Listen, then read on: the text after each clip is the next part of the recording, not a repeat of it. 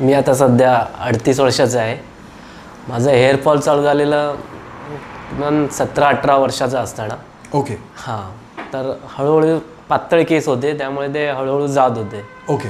मग एक 27-28 वर्षानंतर तर पूर्णच म्हणजे ब्लेंड व्हायला सुरुवात झालेली. ओके. मग नंतर मी SMP बद्दल बघितलं. ओके. तर तुमचा व्हिडिओ मला दिसला, म्हणजे मग ते मी फॉलो करायला सुरुवात केली. ओके.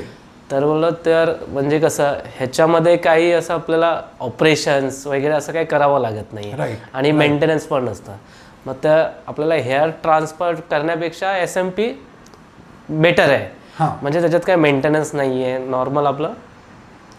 तर ते चांगलं वाटतं. आता कसं कॉन्फिडेंटली आपण असं थोडं कोणाला तरी फेस करू शकतो की चला आता आपलं थोडा लुक चेंज झाला आहे आणि छान वाटतं. आता मला पण बघितलं दुसऱ्यांनी, पण त्यांनी असं फील नाही केलं की काही म्हणजे असं आपण SMP वगैरे असं काही केलं आहे. तो म्हणजे नॅचरल लुक आहे तो. तर माझ्या मते तरी SMP कराल तर बेनिफिट आहेत तुम्हाला त्याचे, की तुम्ही एकदा केलं तर तुम्हाला जास्त त्याची काळजी घ्यावी लागत नाही. मेन म्हणजे तो आता आपल्या धावपळीच्या जीवनात आपण तेवढी काळजी घेऊ शकत नाही की जसं, त्यामुळे SMP चांगला ऑप्शन्स आहे. घरातल्यांनी पण बघितलं, मग त्यांनी पण सांगितलं अरे खरंच केस आले आहेत, आता येतील आता थोड्या दिवसांनी, तर तू केस का वाढवत नाही आता, असं पण म्हणजे ऐकायला मिळालं लोकांकडून की म्हणजे आता खरंच वाटतंय की आपल्याकडे पण आता केस आहेत.